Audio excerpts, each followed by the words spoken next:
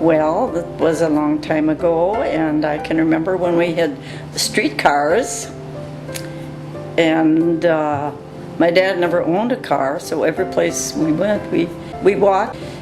Days were different then. We were just content to make the best of what we had, and we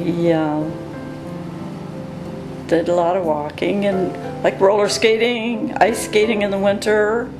And then we'd always look for the ice cream wagon. They'd come maybe once a week. And that was always a big deal.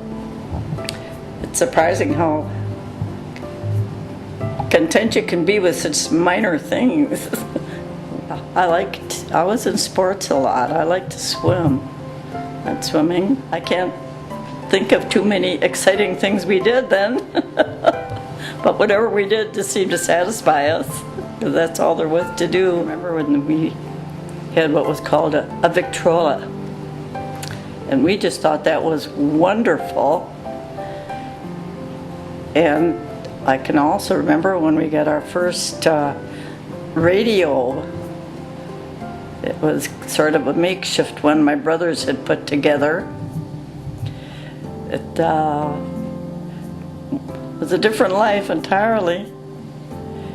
Of course, get to go to the movies maybe once every 2 weeks.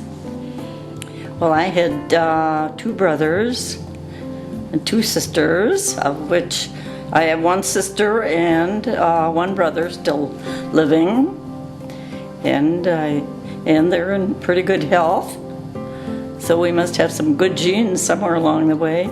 Somebody says, "Grandma, we've got such a big family." A lot of them, there's a lot of grandmas, but there aren't quite that many great grandmas. And we have reunions, a lot of reunions. It's been going on for years. But now each family itself is getting larger, so it's hard for everybody to get together. Not like it was at first when kids were all smaller, but now they're all grown and they've got families. But we do have a big group. Well, I'm 96 years old, and I love to play bridge, and I keep doing it because they say it's good for the brain. And I do my housework, except once a month I do have a cleaning lady. And I do my own shopping. Everything else, I drive. And nobody's afraid to drive with me yet. I'm very happy,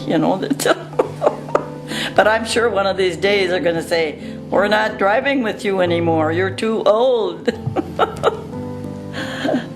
I remember we used to have exercises in the school where you'd put your hand on the desk and then your other hand on the back of the seat and jump over them.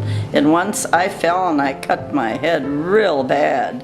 And of course, it was nothing like suing at that time.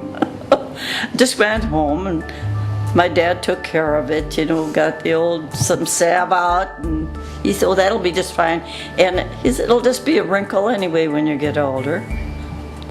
And it is.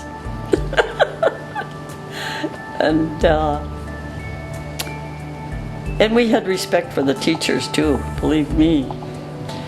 Once I said something that I guess it couldn't have been, I didn't think it was too bad, but boy, the principal, she swatted me across the face, and I didn't even know what I had done. But you didn't dare ask or question it, for fear I'd get another one. There's so many different things now. It's a different world completely. Kids expect a lot more growing up. I think that's a big thing. And most of the parents give it to them too, if they can. And most of them find a way to do it. I think that's really one big difference. Do the best you can in this world and be patient, and don't judge people, too harshly if you don't know what their whole story is. And take good care of each other. That's what I would say.